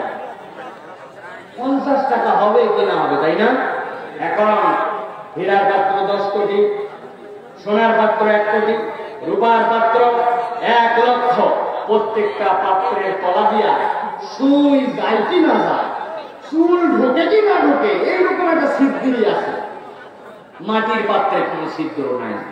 গোয়ালা বলছেন, গোয়ালা ভাই হাফ কেজি করে 7টাতেই তুই 2 কেজি দুধ ঢাল। দুধ ঢালা শেষ, ঘন্টা খানিক পরে আসছেন, আসার পরে কোন পাত্রের দুধটা ঠিক থাকবে একটু বুঝে সুঝে ঠান্ডা মাথায় করেন। লক্ষ্মীপুরের মানুষকে তো বুদ্ধিমান ভাবছিলাম, আপনারা যদি বুদ্ধি শর্ট আপনাদের। আরে 10 কোটি টাকা দাম হীরার পাত্র, টাকার গরমেই তোর মধ্যে দুধ থাকবে, তলা থাক কি না থাক, তাই না? 1 কোটি টাকা দাম সোনার পাত্র, ওর তলায় 1 ইঞ্চি ফুটা থাকলে কি থাকতেই হবে দুধ, তাই নাকি? টাকার গরম, ক্ষমতার গরম, পাওয়ারের গরম, 3 বারের প্রধানমন্ত্রী আমি, এলাকার ভোটে হোক আর বিনা ভোটে হোক নির্বাচিত প্রতিনিধি আমি, আমার গরম টিকেতেই হবে, তোলা থাক না থাক, দুধ থাকবে না, তাই নাকি? ভালো করে বলতেছি ভাই, সব জায়গায় গরম চললেও ইমানের মামলায় কোনো গরম চলবে না, ঠিক না?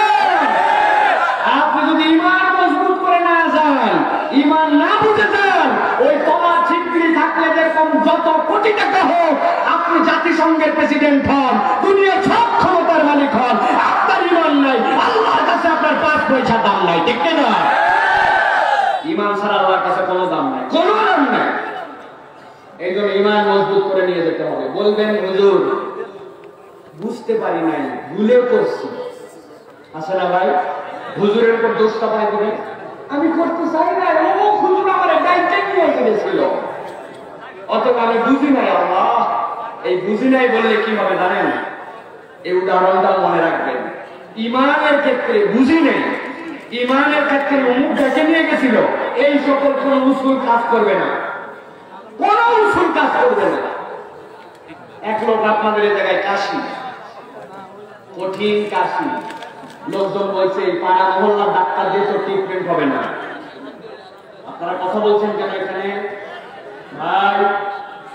সামনে আপনারা কথা বলতেছেন কেন? এই যে কি সমস্যা? ওয়াজ ভালো না লাগলে ক্যামেরা অফ করে চলে যান, কথা বলতে দেন। যে কয়জন শুনতেছে তাদেরকে কথা শোনাতে হবে, একটা কথা বলবেন না, চুপ করে থাকবেন। ভালো লাগলে ক্যামেরা বন্ধ করেন, ক্যামেরা বন্ধ করে বসে থাকেন। আমার এত প্রসাদ দেওয়া লাগবে না।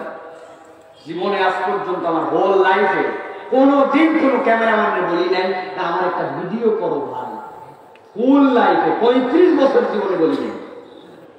এত প্রসাদ দেওয়া লাগবে না। আপনাদের যা কালেকশন করা হয়ে গেছে, আপনাদের মাল ম্যাটেরিয়াল আলহামদুলিল্লাহ অনেক লোকের আলোচনা নিয়েছেন। এখন এই লোকগুলার একটু শুনতে দেন। মনে রাখবেন প্রিয় ভাইরা, আল্লাহর কাছে শিরিক বুঝি নাই, না বুঝে করছি, ভুল করে করছি, এইটা আল্লাহর কাছে জ্ঞান হবে। আপনারাও শুনেন, ওয়াজ শোনেন, ভিডিও অনেক করছে, ওয়াজ শোনেন। এখন ইমান ঠিক করার আগে ভিডিও করে যান, নাজাত পাওয়া যাবে না। ইমান মজবুত হলে না, আল্লাহ আমি ইউটিউবার ছিলাম, ভিডিওওয়ালা ছিলাম, হবে না। নিজের আমলের নিয়ে তো ওয়াজ শোনেন,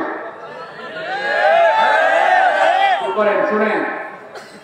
এক লোক কাশি হয়েছে, কাশি ভালো হয় না, আমাদের পাঠাইছে লক্ষ্মীপুরে, তাই ডাক্তার দেখায়।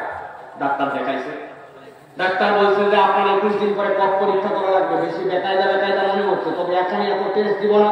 3টা ওষুধ দিলাম, এই 3টে ওষুধ দিলাম, যে ভালো করে খাবেন, 21 দিন আগে খান, তারপরে দেখি কি হয়। ওষুধ টষুধ নেওয়ার জন্য ডিসপেন্সারিতে গেছে, ডিসপেন্সারি বলছে এই যে ওষুধটা দিলাম, এটা সকালে খাবেন, এটা খাওয়ার আগে খাবেন, এটা পরে, এটা 2 চামচ করে 2 চামচ করে। ভাই তুমি যেগুলো ওষুধের নাম আমারে বললে, আমি টিপসই দেওয়া। কি দই? টিপসই মানে আমার কোনো শিক্ষা দীক্ষাই নাই, তুমি আমার ওষুধের নাম বলছো, আমি এগুলো কেমনে কি করবো? আগে বলবেন না, বুঝতে আছে কাশি নিয়ে ঔষধের যে পাতার কোনা কেটে দিছে, দিয়ে বলছে যে এইটার কোনা কাটা থাকলো, এইটা কিন্তু খাওয়ার আগে খাবে না। আর এই যে বোতলের গায়ের মধ্যে 3 টান দিলাম, 1 টান 2 টান 3 টান, তার মানে 3 বেলা খাবেন, 1 চামচ করে খাবেন। বুঝছেন? বলে বাহ, সুন্দর সিস্টেম করে দিলে তো। এরকম করে কিনা ভাই? সুন্দর করে নিয়ে চলে আসছে বাড়িতে। রাত্রে বেলা কোনা কাটা গুলো আগে খাইছে, টান দেওয়া আছে ওই অনুযায়ী 3 চামচ খাইছে। খাইয়ে সকালবেলা উঠছে, আবার কাশি, কাশিকে সে কাশি। এখন ঔষধ খেয়ে জানালার উপরে সুন্দর করে রেখে দিছে। সকালে কাশতে ওনার একটা 8-10 বছরের মাসুম মেয়ে আছে, বাচ্চা। পরে বলছে যে মা, আমি তো আর পারলাম না বাবা, ওই জানালার উপরে ওষুধ গুলো রাখা আছে, ওখান থেকে 3 চামচ আন। নিয়ে গেছে, যাইয়া দেখে বোতল, বলছে 3 চামচ 3 খান থেকে, বোতল তো দেখি 4টা। ওনার ছেলে মাঠে গেছিল, মাঠে লাগাইছে সিম, ফুলকপি, বাঁধাকপি, ওইগুলোতে পোকা লাগে, ওইগুলো সকালবেলা বিষ স্প্রে করছে, করে ইন্ডিল একটুখানি বাঁচছে, ওইটা নিয়ে এসে ওষুধের পাশে ওখানে রাখছে। মেয়ে তো আর ইন্ডিলও জানে না, কিছু জানে না। আল্লাহ রহমতে সবগুলার থেকে 1 কাপ করে দিয়া আব্বারে দিছে। আব্বা তো কাশতে কাশতে অস্থির, নো দেখা দেখি দিছে, ঢপ করে মাইনে। এখন বুঝে থাকলে বলেন, যদি ঢপ করে খেয়ে ফেলে, তাহলে ওই ইঞ্জিন যদি পেটের মধ্যে যায়, ওই ইনসেক্টিসাইড যদি পেটের মধ্যে যায়, ওই বিষ কি তার ক্ষতি করবে না করবে না? আশ্চর্য লোক তো আপনারা। এই লোক মূর্খ, 300 দেওয়া লোক, পড়ালেখা জানে না, মাসুম বাচ্চা, ওষুধ দিচ্ছে, নিয়ত ভালো ছিল, তারপরে ইঞ্জিন কাজ করবে না। তা ঠিক আছে, আপনার কাজ করবে? যদি বলে আমার মাসুম বাচ্চা বোঝে নেন, কাজ করবে? প্রিয় ভাইরা ভালো করে বুঝে নেন, অমুক হুজুর বলছিল তুমুকে আমার শিরকের দিকে নিয়ে গেছিল, আমি তো বুঝি নাই আল্লাহ, অথবা আমারে তুমি পার করাই দাও, সব আমলে পার হবে। শিরকের গুনাহ ভুল করে করছি, অমুক হুজুরের পরামর্শ করছি, তুমুক লোক মাজারে সিজদা দেওয়া ছিল, এইরকম অজুহাত দিলে আল্লাহর কাছে পার পাওয়া যাবে না। আমার আল্লাহ রাব্বুল আলামিন বলছেন, এরপর ভালো করে খেয়াল করো যুবকেরা, আফসোস আরেকটা হবে, শেষ করে দিব এখন। আমার রাব্বুল আলামিন বলছেন, ওই বীর বান্দারা একটা আফসোস আল্লাহর কাছে করবে আর বলতে শুরু করবে, ইয়াকুলু ইয়া লাইতানি قدمت لحياتي فيومئذ لا يعذب عذابه أحد ولا يوثق وثاقه أحد।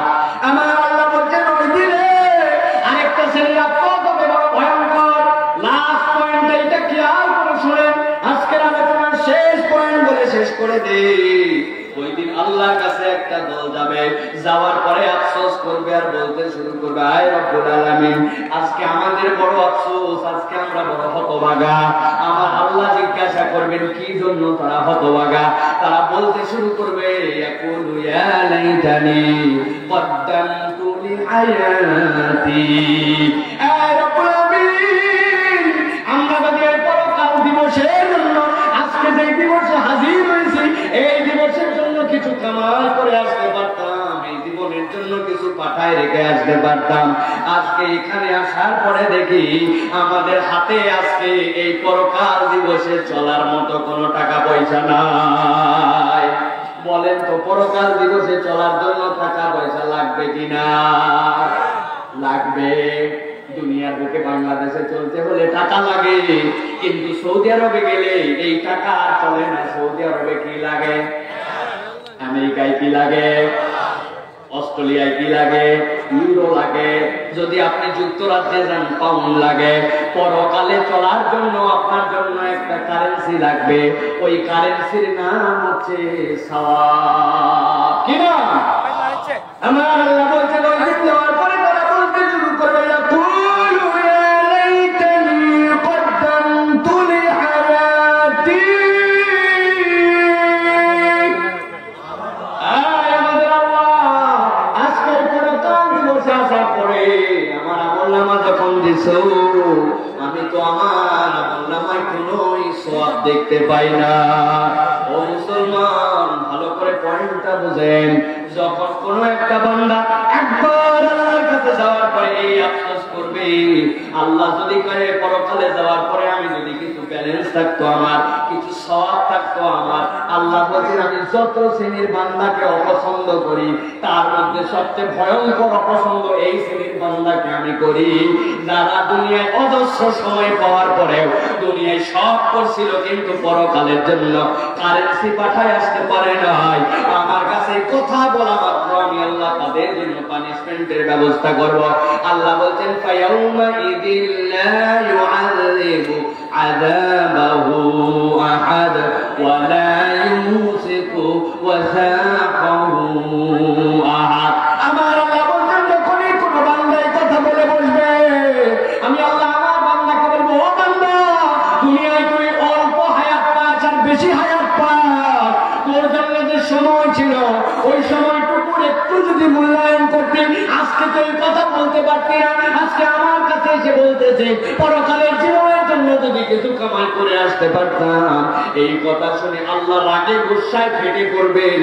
আল্লাহ ওই বান্দাকে হুমকি দিয়ে বলছেন, ফায়াউমা ইদিল লা ইউআযিবু আযাবাহু আহাদ। এই শ্রেণীর বান্দার ব্যাপারে আমি বললাম, তাদের চেয়ে শাস্তি ওই দিন আমি আল্লাহ কেউ তাদেরকে বেশি দিতে পারবে না। আমার আল্লাহ তাদেরকে, যারা এই কথাকে বলবে, আল্লাহ পরকালের জন্য যদি কিছু পাঠায় আসতে পারতাম, আল্লাহ বলছেন আমি এমন শাস্তি দেওয়া দিব, এই শাস্তি আল্লাহ ছাড়া কেউ দিতে পারে না। আল্লাহু আকবার। ভালো করে বুঝেন, আল্লাহ একবারে ধরে ফেলবেন। দুনিয়ার বুকেও আমরা দেখেছি। আমি এক্সাম্পল হিসাবে আপনাদের কাছে বলি, যুবকরা বোঝেন যে দুনিয়াতেও যদি ব্যালেন্স না থাকে, আর আপনি যদি ওই ব্যালেন্সকে মিস ইউজ করতে চান, আপনি যদি ওইটাকে মিস নাম্বারিং করেন, মিস অ্যাকাউন্টিং করেন, আপনারও কিন্তু বিপদ হয় অনেক সময়। আগে ব্যাংকে টাকা জমা দিতেও যাওয়া লাগতো, টাকা তুলতেও যাওয়া লাগতো। এখন অন্তত ব্যাংকে টাকা জমা দেওয়ার জন্য যাওয়া লাগলেও টাকা তুলতে আর ব্যাংকে যাওয়া লাগে না, ঠিক কিনা ভাই? পকেটের মধ্যে যুবকদের দেখেন, সকলের পকেটের মধ্যে আমাদের একটা কার্ড আছে। ওই কার্ডকে কি বলে ভাই? ATM card. দেখছেন, যুবকরা জানে, মুরব্বীরা অনেকেই চিন্তা করছেন এই আবার কি কার্ড। টাকা যদি তুলতে চায় সাথে সাথে চলে যাবে লক্ষ্মীপুর, রামগঞ্জ। যাওয়ার পরে সুন্দর কাঁচের ঘর আছে, ঘরের মধ্যে ঢুকবে, ঢুকার পরে কার্ড ঢুকায় দিবে। যেই না কার্ড ঢুকাবে, লেখা কি উঠবে?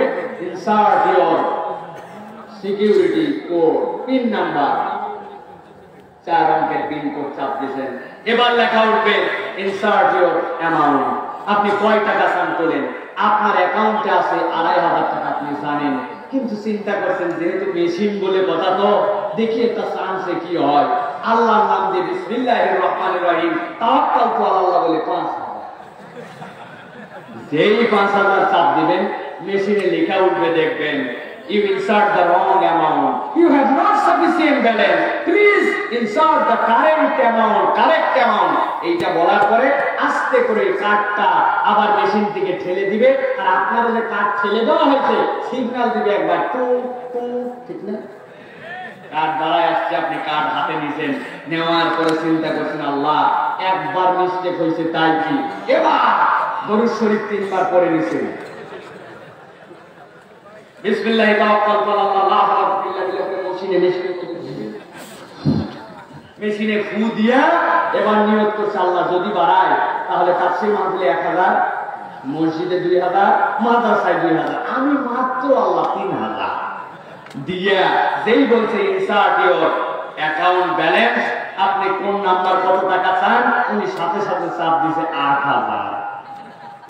আগের বার ঠেলে আপনার কার্ড বেরিয়ে আসছিল, কিন্তু এইবার যখন পরপর 2 বার মিস্টেক করবেন, মেশিন তখন যেভাবে সফটওয়্যার প্ল্যানিং করা আছে বুঝবে এই কার্ড হোল্ডার মনে হয় এই লোক না, ও ধান্দাবাজি করে 2 বার 3 বার ভুল করে তোলার চেষ্টা করতেছে।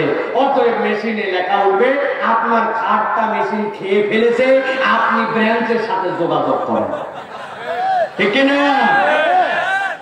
আমার আল্লাহ রাব্বুল আলামিন বলছেন, ভালো করে খেয়াল করেন, ইয়াকুলু ইয়া লাইতানি কদ্দামতু লি হায়াতি ফায়াউমাইযিন লা ইউআযিবু আযাবাহু আহাদ ওয়া লা ইউযিকু ওয়াসাকাহু আহাদ।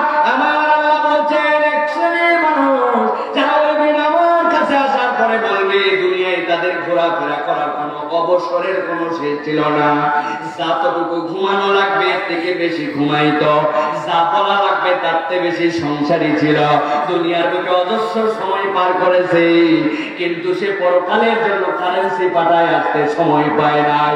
আল্লাহর কাছে বলতে দেরি, আল্লাহ হুমকি দিয়ে বলছেন ফায়াউমাইযিন লা ইউআযিবু আযাবাহু আহাদ।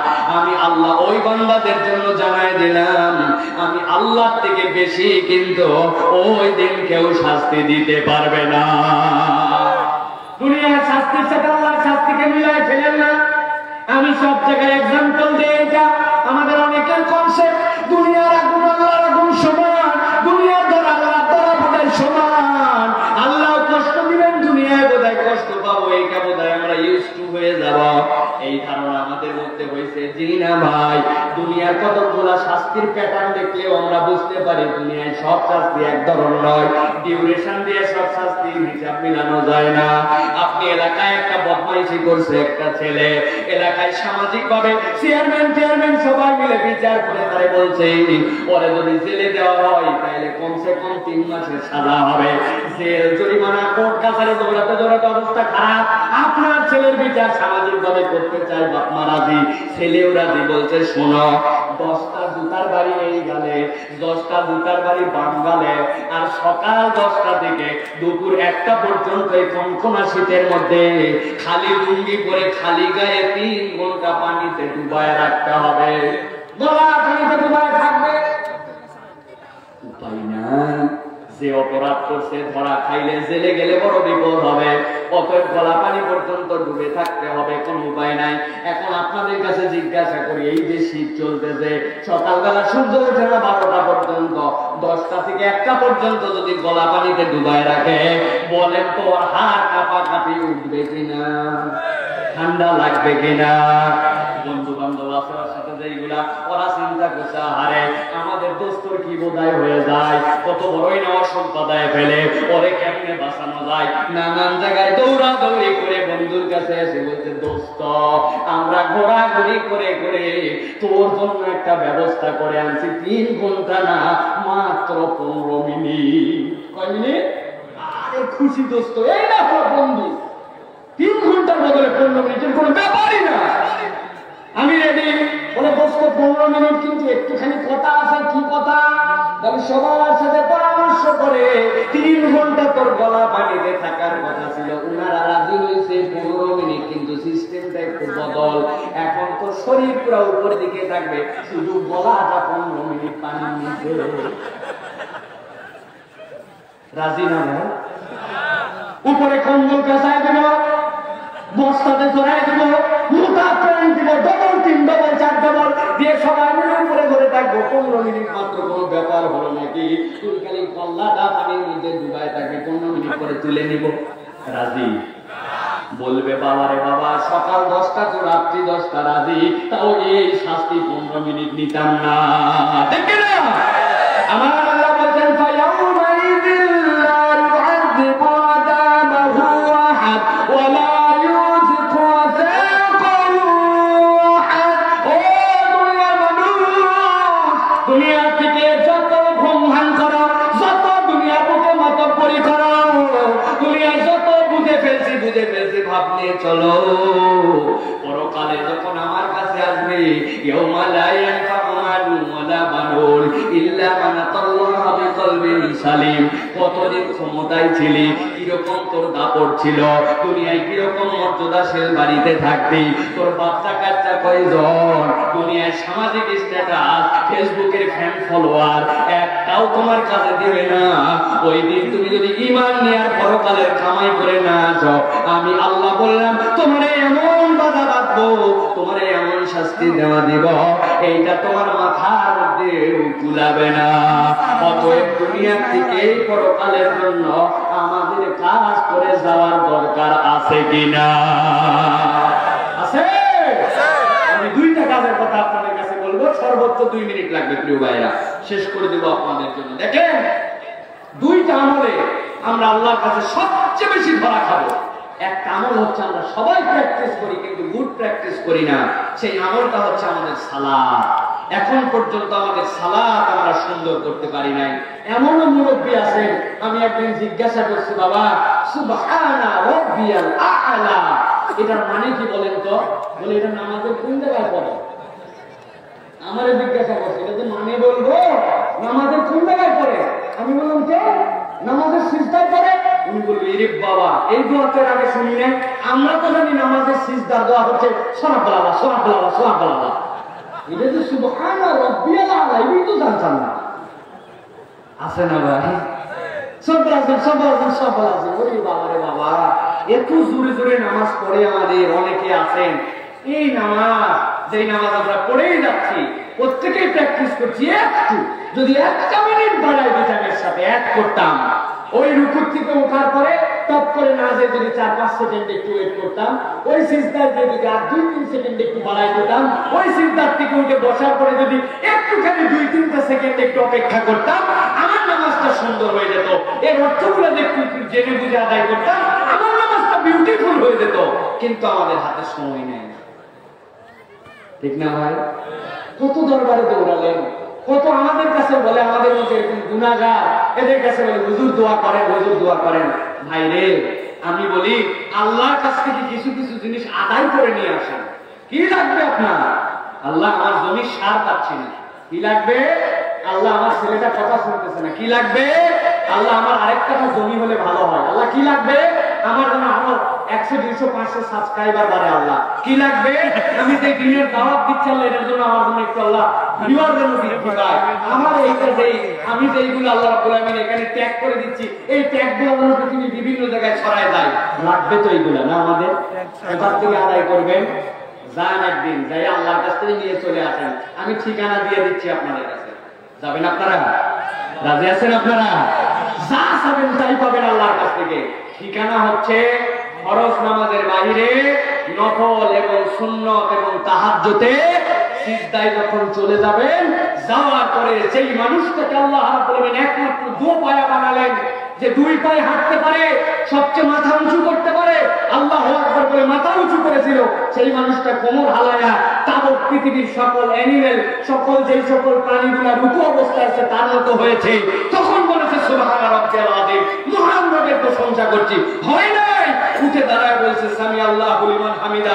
আল্লাহ বলছেন বান্দা তুই যা বলছিস আমি শুনেছি, আল্লাহ আমি খুশি, রব্বানা লাকাল হামদ। এখন সেই বান্দা একমাত্র দাঁড়াতে পারে, যেই বান্দা পশুর হালতে ছিল, এখন সেই বান্দার কপালটা মাটির সাথে লাগাই দিছে, যে আল্লাহকে বলতেছে সুবহান রাব্বিয়াল আলা, আমি যখন সবচেয়ে নিচে, আমার রব সবচেয়ে উপরে। এবার আপনি 3 বার 5 বার 10 বার 99 বার সুবহান রাব্বিয়াল আলা বলে আল্লাহকে বলতে শুরু করেন। আল্লাহ আমার এই লাগবে, আল্লাহ আমার ছেলে শুনে না, আল্লাহ আমার চাকরি লাগবে, আল্লাহ আমার দয়া ভিক্ষা লাগবে, আল্লাহ আমার জন্য পরিবারের জন্য এই জিনিস লাগবে, গাড়ি লাগবে, বাড়ি লাগবে, পরকালে আল্লাহ জাহান্নাম থেকে মুক্তি লাগবে, আল্লাহ আমার রব্বুল আলামিন আমার ছেলের জন্য একটা ভালো বউ লাগবে, আল্লাহ আমার মেয়ের জন্য একটা ভালো জামাই লাগবে, আল্লাহ আমার দোকানের বরকত লাগবে, আমার তাফসীর মাহফিল সফল হওয়া লাগবে, আল্লাহ আমাদের কারেন্টের বিল দিতে পারতেছে না, দেওয়ার ব্যবস্থা করে দাও, আমার চাকরি লাগবে, প্রমোশন লাগবে, যা লাগবে সিজদার থেকে আদায় করে নিয়ে আসেন। যান সিজদায় যান। কোথায় সিজদায় যাবো? সোনার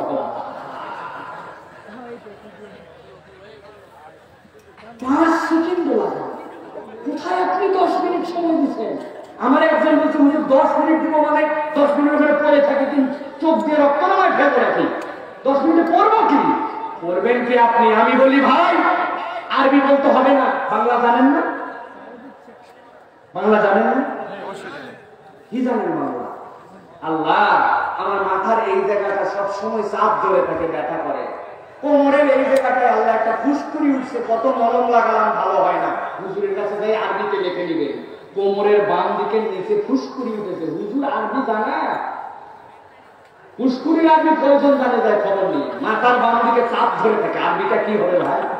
এই যে আমাদের ভাই আছে, ভাইয়ের কাছে শুনি, মনে তো আরো বেশি কে আসছে, উনারা পারলে পারতে পারে, আমাদের দম ফেল। তাহলে আল্লাহর কাছে ফুসকুড়ি ভালো হওয়ার আবেদনও করবেন না, মাথা চাপ ধরা ব্যথার আবেদনও করবেন না। করবেন বাংলায় করেন, বাংলায় করেন, সিজদায় পড়ে থাকেন, কি লাগবে আল্লাহর কাছ থেকে আদায় করে নিয়ে আসেন। আল্লাহর কাছে আপনি 1 দিন 2 দিন 4 দিন 5 দিন 10 দিন বলেন, আমার আল্লাহ দিবেই দিবে আপনাকে ইনশাআল্লাহ। আমরা চাইতে পারি না, দিবে কেমনে আল্লাহ? চাইতে পারি না, দিবে কেমনে আল্লাহ? এই আমলটা আমরা করতে পারবো ইনশাআল্লাহ। যে কয়জন আছেন ওয়াদা করেন সিজদায় সময় বাড়াবেন, পারবেন ইনশাআল্লাহ? এই সিজদায় সময় বেশি দিবে, না পারলে 99 বার সুবহান রাব্বিয়াল আলা বলে একটা সিজদা দিবে, 99 বার আল্লাহ সুবহান রাব্বিয়াল আলা বলতে পারবেন? প্র্যাকটিস করেন, বরকত দিবে আল্লাহ। আর 2 নম্বর একটা আমল অন্তর থেকে দূর করেন, উমুকে খারাপ তুমুকে খারাপ, তার প্রতি আমার মনের বিদ্বেষ না, আমার কি অবস্থা আমি জানি না, মানুষকে খারাপ ভাবার মতো আমার সময় নেই ভাই। কে পারবেন অন্তরে বিশুদ্ধ অন্তর নিয়ে চলতে পারবেন? পারবেন? রাসূলুল্লাহ সাল্লাল্লাহু আলাইহি ওয়াসাল্লামের সাহাবীরা 3 দিন পর পর এসছে, সবাই জানেন জান্নাতি জান্নাতি জান্নাতি। সাহাবী বাড়িতে গেছে গুপ্তচর ব্যক্তি করার জন্য, আরে সার নামাজ পড়ে আর ঘুমায়, আমল কখন কি করলো, মন খারাপ করে চলে আসছে। ফজরের সময় কেন আসছিলেন? বলে তোমার নবীজি জান্নাতি বলছে। কি আমল তুমি করো? বুঝলাম না তো কিছু, অ্যাজ ইউজুয়াল। আমি যখন শুতে যাই অন্তরটাই সবার উপর থেকে বিদ্বেষ মিটাই দিয়ে যায়, আমার অন্তরে কারো জন্য বিদ্বেষ নাই, আমি সকলকে মাফ করে দেই। আল্লাহ সাহাবী, আল্লাহ নবী সাহাবী বলছেন এই আমল পছন্দ করে নবীজি তুমি আননোন, অত পপুলার না হওয়ার পরে তোমাকে নবীজি জান্নাতি বলছেন। সুবহানাল্লাহ। আল্লাহ নবী সাহাবী যদি জান্নাতি ঘোষণা পান, আপনি আমি পেতে পারি না? একটু ঘটনা ঘটছে, কোন হুজুরের দেখতে পারি না, মুয়াজ্জিন সাহেব ইমামরা দেখতে পারে না, ইমাম মুয়াজ্জিনরা দেখতে পারে না, এক বক্তারা দেখতে পারে না।